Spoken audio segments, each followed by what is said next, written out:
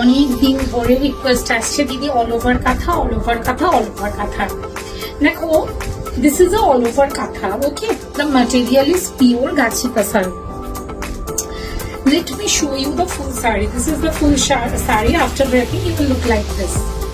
Yes, the saree is having a full BP, 90 centimeter BP, and it's purely gachi kasar. Let me show you the material first. This is a pure gachi kasar, what you usually call gachi by gachi. Yes, this is the gachi by gachi kasar, and this is the full saree. The left part, the leftover part is usually tucked by us. So this is the full saree. Now, I usually tell that every saree has a story. প্রত্যেকটা কাঁথা stitch sari পিছনে একটা গল্প থাকে।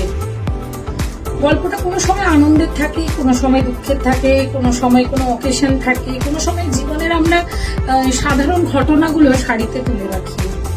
তাই কারণে আগে যেহেতু কাঁথাতে বোনা হতো, সেই জন্য এগুলোকে কাঁথা স্টিচ বলে। পরবর্তীকালে এই কাঁথা স্টিচ গুলো আমরা শাড়িতে, ওড়নাতে, চুড়িদারে ফুটিয়ে তুলেছি।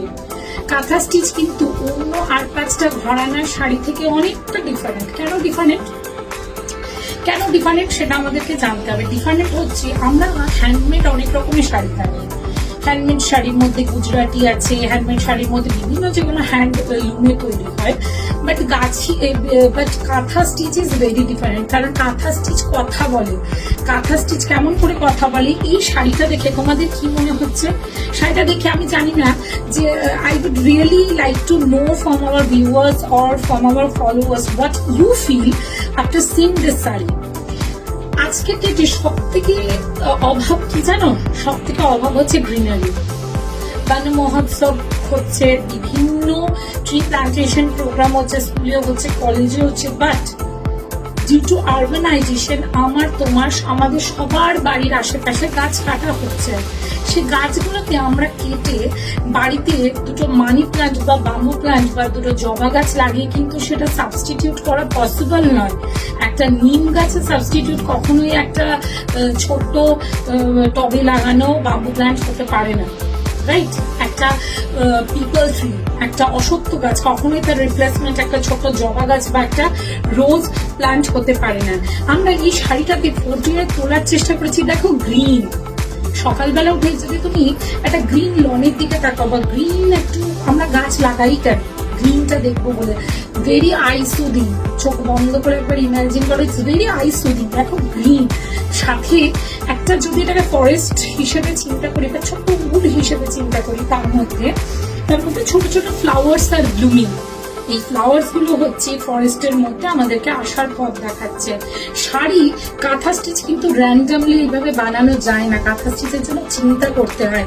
একটা শাড়ি শুধু 11 মাস, 12 মাস, 10 মাস টাইম লাগে না, তার পেছনে অনেক কারণ থাকে। ভাবতে হয়। শাড়ির মেটেরিয়ালটা কিনে কারিগরকে দিয়ে দিলাম সুতো দিয়ে, তা কিন্তু হয় না। আমরা শাড়িকে ইউজ করার পরে কিন্তু এইভাবে ফেলে দিতে পারি না যে কেউ একজন গোছাবে। আমরা কিন্তু নিজেরাই শাড়িটাকে খুব যত্ন করি, কারণ এই শাড়িটা কেমন হবে সেটাকে চিন্তা করতে কিন্তু অনেকটা সময় লেগেছে যে আমি কি বানাবো এই শাড়িটা দিয়ে। শাড়িটা কিন্তু খুব যত্ন করে আমরা রাখি। শাড়িটা কিন্তু আমাদের কাছে সন্তান তুল্য। কারণ একটা মা যেমন 9 মাস তাকে সন্তানকে গর্ভে ধারণ করে সন্তানকে জন্ম দেন বা জন্ম ভূমিষ্ঠ করে, সেম ওয়েতে we take at least 10 to 11 months to make this beautiful product, and really these sarees are like a child for us.